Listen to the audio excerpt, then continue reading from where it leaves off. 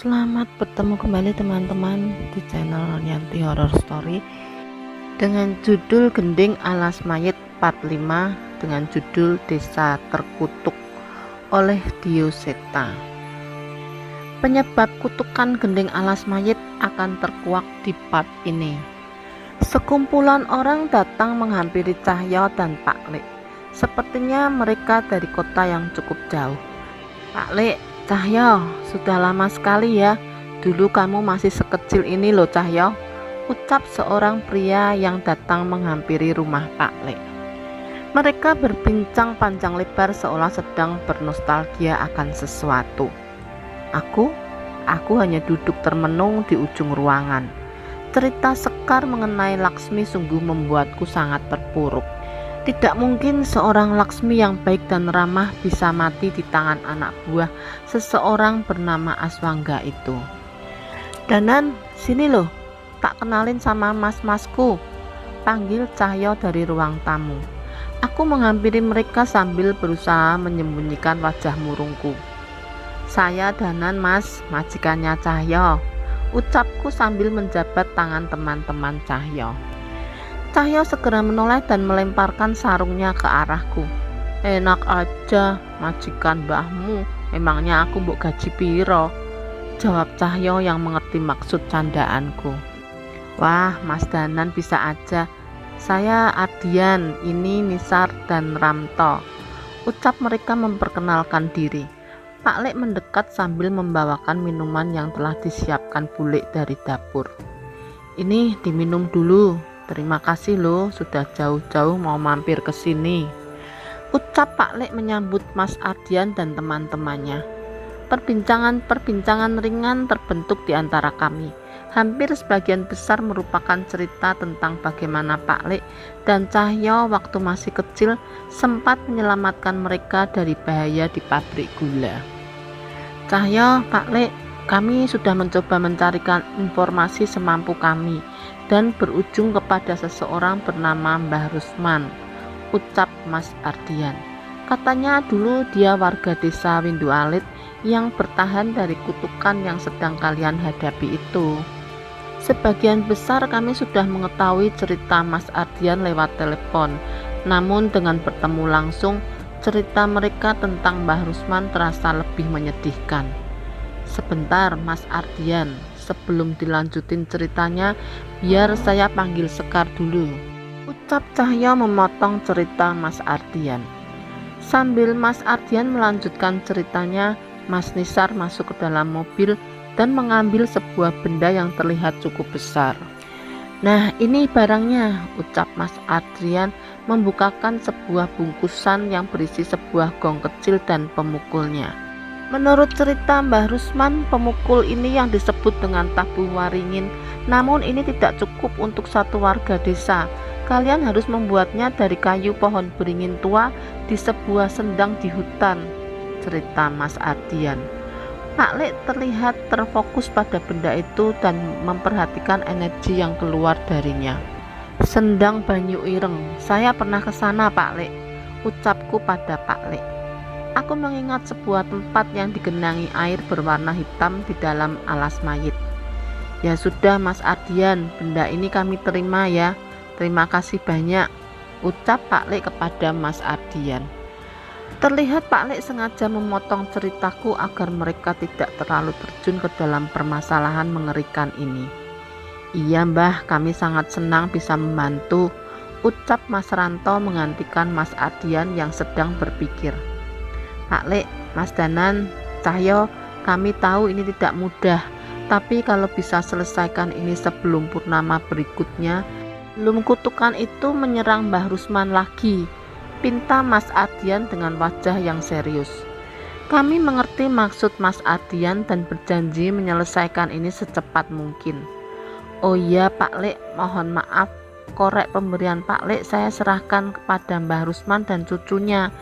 Saya pikir mungkin itu bisa membantu mereka, ucap Mas Ardian lagi. Yang kamu lakukan sudah benar. Korek itu sudah seharusnya berada di tangan mereka yang membutuhkan, balas Pak Lek sambil menepuk pundak Mas Ardian.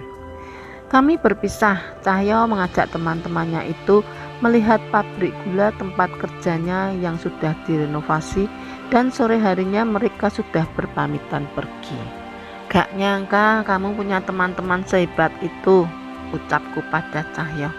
Iya dong, tapi sayangnya temanku yang paling hebat lagi galau gara-gara kehilangan perempuan, Cahyo menyindirku. Namun aku tahu maksud baiknya untuk menyemangatiku. Panjol danan Sekar, kita kumpul di pendopo, teriak Pak Lek sambil berjalan ke halaman belakang. Kami menyusul Pak Lek ke pendopo dan duduk lesehan sekenanya. Suara pohon yang ditiup hembusan angin malam memecah keheningan di halaman belakang rumah. Pak Lek sudah mampir ke desa Windu Alit. Pak Lek berbicara dengan wajah serius. Kami saling menatap. Sudah jelas Pak Lek tidak pernah meninggalkan desa ini. Tapi kenapa Pak Lek bisa berkata seperti itu? Pak Lek ke sana dalam raga sukma. Warga di sana masih selamat, namun banyak yang terbaring tak berdaya seolah kehilangan rohnya. Di sana seseorang, mungkin itu adalah ayahnya Sekar. Dia terlihat sibuk menjaga tubuh korban-korban itu siang dan malam. Cerita Pak Lek sambil menoleh pada Sekar.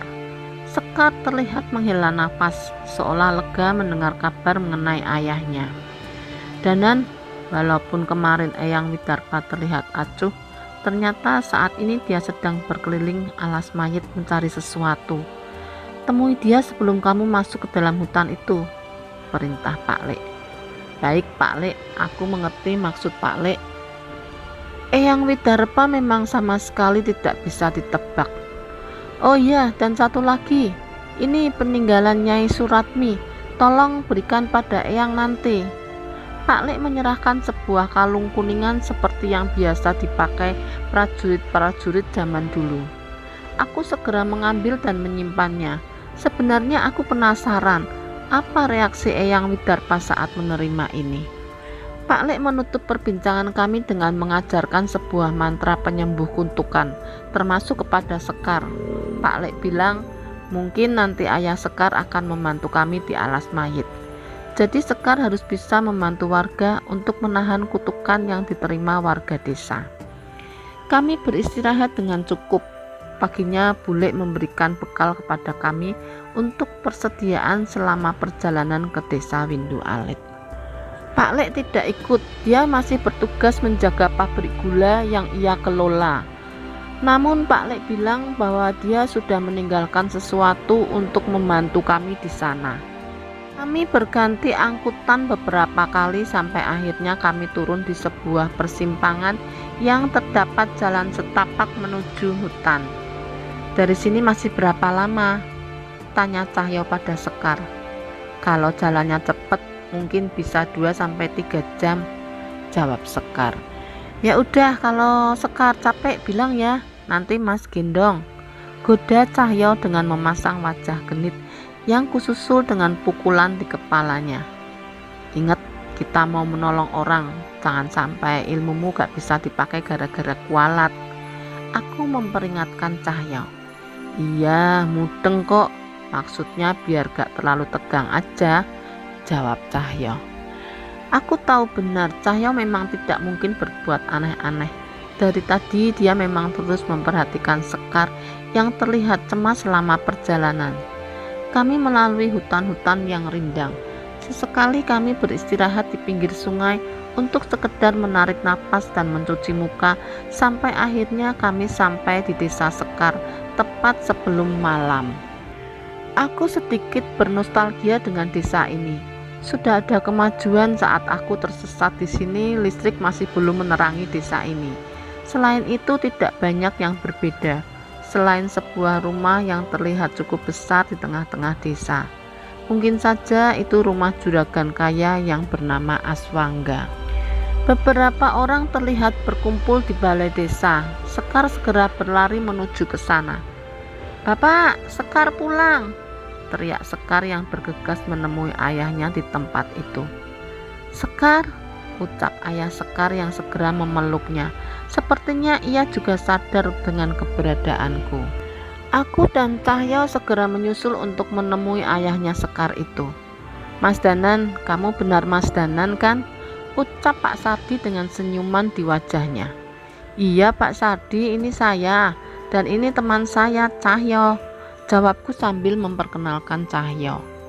Sekar menceritakan tentang bagaimana dia diselamatkan oleh Cahyo dan dipertemukan denganku, termasuk mengenai Mbah Rusman.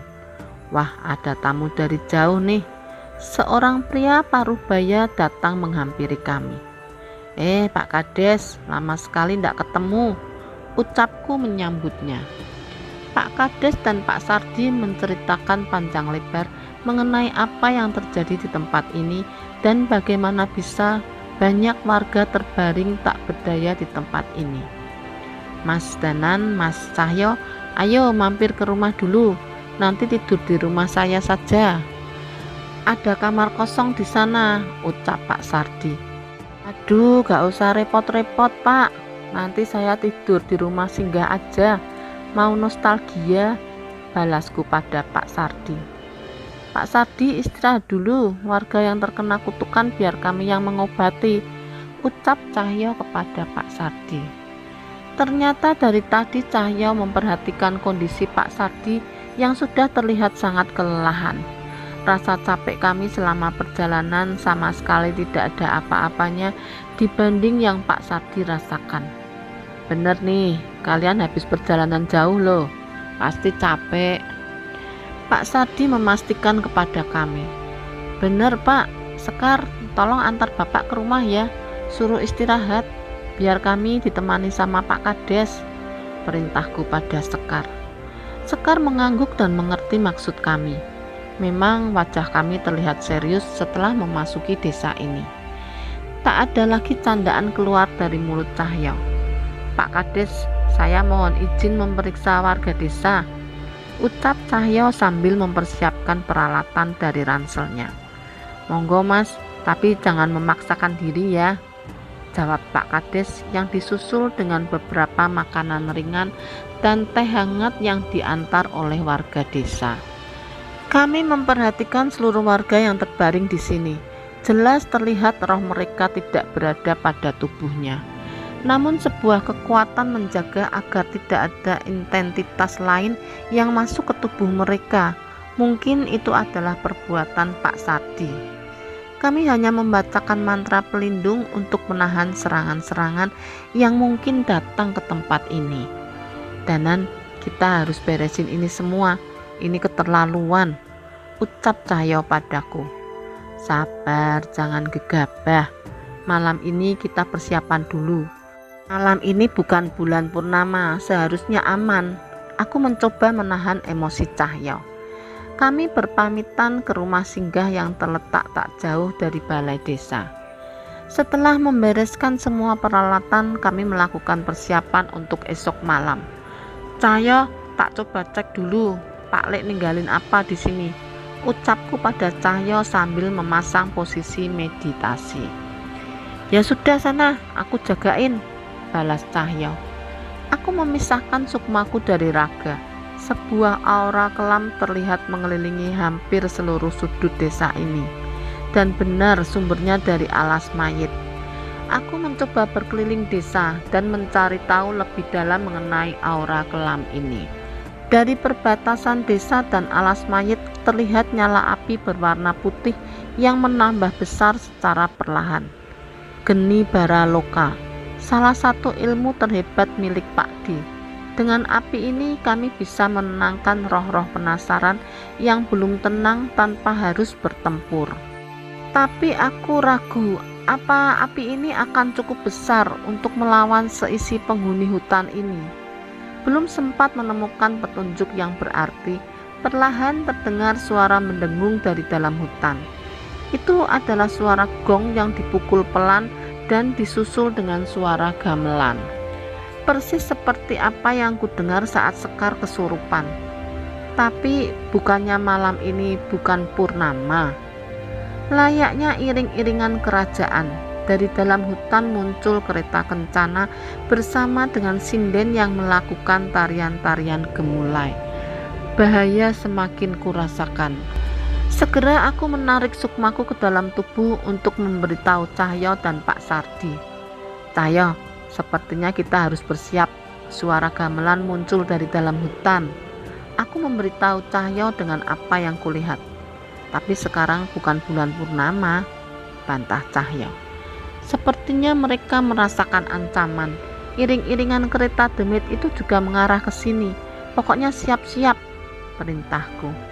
Kami mengambil tabu waringin dan gong kecil yang kami bawa dan keluar dari rumah singgah. Suara gamelan sudah terdengar dengan semakin jelas.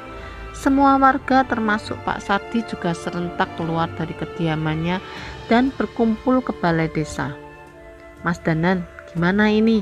Jangan sampai ada korban lagi, ucap Pak Kades yang menghampiri kami.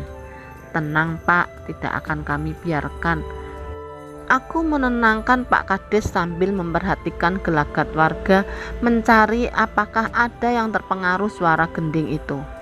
Pak Sardi, Sekar. Mana Sekar? Cahyo yang tidak menemukan keberadaan Sekar menanyakan kepada Pak Sardi yang datang bersama warga. Lah, Nak Cahyo, tadi Sekar pamit mau mengantarkan makanan untuk kalian, ucap Pak Sardi yang mulai cemas. Insting Cahyo memaksanya untuk berlari ke balai desa dan mendobrak pintu kayu yang tertutup di sana. Danan, di sini, teriak Cahyo memanggilku. Aku berlari dan segera memperhatikan apa yang dilihat oleh Cahyo. Di tengah-tengah warga yang terbaring, Sekar menari dengan gemulai mengikuti irama gamelan dan mengelilingi warga yang terkena kutukan. Sekar, lawan Sekar, teriak Pak Sardi yang mencoba menghentikan anaknya itu. Namun itu semua sia-sia. Pak Sardi terpental dengan kekuatan besar yang memancar dari tubuh Sekar. Sekar menoleh dengan senyum mengerikan di wajahnya. Satu persatu kalian akan mati, tidak ada tempat bagi kalian untuk lari. Suara mengerikan terdengar dari mulut Sekar. Cahyo berlari mendekat dan memukul gong dengan tabuh waringin pemberian Mbah Rusman. Suara mendengung panjang terdengar ke seluruh penjuru ruangan. Tarian Sekar sempat terhenti. Dia terjatuh dan memuntahkan cairan berwarna hitam. Sekar mencoba menari lagi dan dihentikan dengan suara gong yang dipukul oleh Cahyo. Sekar yang kesurupan terlihat semakin kesakitan.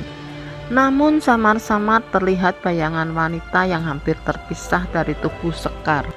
Laksmi, roh Laksmi yang merasuki Sekar, teriakku pada Pak Sardi. Pak Sardi mengambil posisi dan membacakan doa-doa untuk menghentikan pergerakan demit yang ada di tubuh Sekar. Aku teringat geni baraloka yang ditinggalkan Pak Lek. Sebuah mantra pemanggil kuucapkan untuk menarik sebagian dari api itu dan melemparkan kepada Sekar. Sekar yang merasa kepanasan mulai terjatuh dan kehilangan kesadaran. Di hadapanku ada sesosok roh wanita berpakaian kebaya memandangku dengan wajah yang pucat. Aku mengenalnya, itu Laksmi. Suara gamelan terdengar semakin keras. Demit berwujud Laksmi itu pun mendekat hingga menembus tubuhku. Aku kehilangan kesadaran. Namun sebuah penglihatan muncul di kepalaku. Terlihat seorang laki-laki berbicara dengan Laksmi. Lihat, ini foto orang tuamu. Aku pastikan mereka akan dihukum mati setelah ini, ucap orang itu mengancam Laksmi. Jangan Aswangga, tolong, wes cukup kamu mengurung mereka bertahun-tahun. Laksmi memohon sambil menangis. Kesalahan mereka ra iso dimaafke, kecuali kowe arep nuruti semua perintahku. Aswangga mencoba mengintimidasi Laksmi. Apa yang kamu mau? Tak lakuin semua, asal kamu berjanji membebaskan mereka, ucap Laksmi sambil menutup wajahnya, menahan air mata yang menetes di pipinya. Aku membangun sebuah rumah di sisi belakang hutan. Temui aku di sana setiap malam bulan purnama, perintah Aswangga sambil melemparkan foto kedua orang tua Laksmi dan meninggalkannya. Sebuah rumah kecil terlihat di sisi belakang hutan. Sebuah lampu minyak sudah menyala dengan terang di dalam. Seorang wanita berjalan dengan ragu menuju rumah itu. Dia sempat terhenti di depan pintu, namun rasa sayangnya kepada kedua orang tuanya memaksanya untuk masuk. "Aku sudah di sini, apa yang kamu mau?" tanya Laksmi. Aswangga tidak menjawab.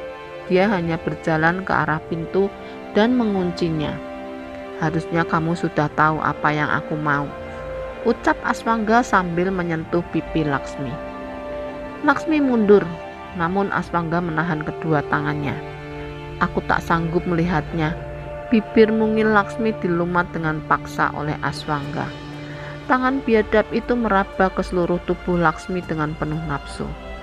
Laksmi mencoba melawan, namun tamparan keras menghantam ke pipinya. "Jangan coba melawan, kecuali kamu mau orang tuamu pulang tanpa nyawa," ancam Aswangga. Laksmi ketakutan dan tak berani melawan. Dia hanya pasrah saat kesuciannya direnggut dan tubuhnya dinikmati oleh Aswangga. Terlihat air mata Laksmi tak henti-henti membasahi tempat itu. Setiap malam purnama, Laksmi harus melayani nafsu bejat Aswangga. Sampai akhirnya dia merasakan hal yang aneh pada tubuhnya. Laksmi mengandung anak dari Aswangga. Beberapa kali Laksmi memberitahu Aswangga secara diam-diam, namun Aswangga menentangnya, tidak percaya. Sampai akhirnya dia mengatakannya di depan warga desa. "Ini anakmu, Mas, anakmu," ucap Laksmi kepada Aswangga yang dibalas dengan pukulan keras yang menyebabkan Laksmi terjatuh. Melihat kejadian itu, warga berkerumun dan anak buah Aswangga segera menyusul menghampiri Aswangga. "Perempuan brengsek," Aswangga memukuli Laksmi tak hanya sekali. Setiap dia akan berbicara, Aswangga menghentikannya dengan menghajarnya. Tidak ada satupun warga yang berani percaya dengan kata-kata Laksmi, termasuk istri Aswangga. "Wes, pateni bae," teriak salah seorang anak buah Aswangga memanaskan emosi warga. "Jangan, Pak, bicarakan baik-baik dulu," ucap salah seorang warga. Sekali lagi pukulan yang keras menghantam Laksmi. Dan wanita itu hanya diam berlutut sambil melindungi janin di perutnya. "Sudah, Pak, sudah, jangan sampai ada yang mati. Kalau terpaksa, usir saja dia dari desa ini," ucap kepala desa yang merasa takut dengan pengaruh Aswangga dan anak buahnya yang terlihat bengis. "Baik, bawa dia, usir dia dari desa ini," perintah Aswangga kepada anak buahnya. 3 orang bertubuh besar dengan kasar menarik tubuh Laksmi, menyeretnya membawanya keluar dari desa. Di tengah perjalanan, salah seorang anak buah Aswangga tergoda dengan tubuh Laksmi yang terlihat dari bajunya yang terkoyak. "Bawa ke hutan aja gimana?" ucap salah seorang anak buah Aswangga sambil memberikan isyarat kepada teman-temannya. "Wah, pinter kowe," ucap temannya sambil tersenyum. Laksmi dipaksa berjalan menyusuri hutan di perbatasan desa itu. Sampai di kedalaman hutan, anak buah Aswangga melucuti pakaian Laksmi hingga tak sehelai pun benang ada di tubuhnya. Laksmi menangis sejadi-jadinya, melindungi tubuhnya. Satu persatu anak buah Aswangga memperkosa Laksmi dengan kejam. Pukulan demi pukulan menghantam tubuh Laksmi hanya untuk memuaskan nafsu anak buah Aswangga yang biadab itu. "Emang dasar perempuan goblok, orang tuamu itu udah mati," ucap salah satu anak buah Aswangga. Di tengah tangisnya, Laksmi mencoba melawan. "Gak mungkin, Aswangga sudah janji tidak akan membunuh mereka," teriak Laksmi. "Bukan Aswangga yang membunuh mereka, warga desa kesayanganmu itu yang membuat kedua orang tuamu mati," lanjut anak buah Aswangga sambil tertawa. "Ibumu itu selingkuh dengan kepala desa dan ayahmu menghampiri bocah di bawah umur saat di kota. Ayahmu dihukum rajam oleh warga dan kepala desa, yang akhirnya melarikan diri ke hutan ini dan akhirnya gantung diri. Ibumu tak berani menahan malu, dia menenggelamkan diri di sungai. Aku tidak percaya akan semua cerita ini. Warga desa Windu Alit yang begitu ramah ternyata begitu kejam terhadap Laksmi dan kedua orang tuanya.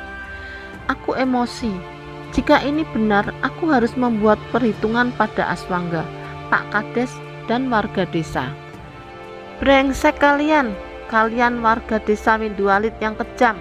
Aku akan membalas semua ini, teriak Laksmi yang dibalas dengan jambakan anak buah Aswangga yang masih ingin melampiaskan nafsunya. Dendam, aku dendam, kalian harus mati, teriak Laksmi dengan wajah yang putus asa. Setelah puas menyiksa dan memperkosa tubuh Laksmi, anak buah Aswangga meninggalkan Laksmi tergeletak begitu saja. Hari semakin malam, tak ada satupun cahaya masuk ke hutan itu. Laksmi tersadar dan menyeret tubuhnya sedikit demi sedikit. Di tengah rasa dendam yang menyelimutinya, dia sampai ke sebuah sendang yang digenangi dengan air yang berwarna hitam. Bau busuk mengelilingi tempat itu. Mati, warga desa harus mati, bisik Laksmi di setiap langkahnya. Suara gemericik air terdengar, riak air muncul dari genangan air yang berwarna hitam itu. Sebuah kepala dengan sanggul di kepala muncul dari dalam sendang. Namun tak ada bola mata di wajah itu. Makhluk itu berdiri dan semakin mendekat ke Laksmi. Hihihi, aku bisa nolongin kamu membunuh orang-orang itu, ucap makhluk itu pada Laksmi. Laksmi memandang setan itu. Setelah semua yang ia lalui, wajah seram setan itu sama sekali tidak membuatnya takut. Saya kasih apa saja, yang penting warga desa mati, ucap Laksmi kepada makhluk itu. Suara gong berbunyi, penglihatanku menjadi kabur. Mataku kembali melihat orang-orang di balai desa. Aku masih terbawa emosi. Selain itu, roh Laksmi masih berdiri di depanku, dan wajahnya tidak lebih dari sejengkal dari wajahku. Kamu sudah tahu semuanya, Danan. Kamu masih mau membantu warga desa yang biadab itu, ucap demit itu kepadaku. Wajahku merah padam. Terlihat di pintu ruangan Pak Kades berdiri dengan seseorang yang dijaga oleh beberapa anak buahnya. Itu pasti Aswangga. Aku merapalkan ajian lebur saketi pada tanganku dan bersiap menyerang mereka. Balaskan dendamku, Danan, balaskan rasa sakitku, dan jadilah pangeranku di alas mayit, ucap roh Laksmi diikuti dengan tawanya yang mengerikan. Bersambung ke part 6. Terima kasih teman-teman yang sudah menonton. Jangan lupa di subscribe, like, dan komen agar channel aku lebih berkembang.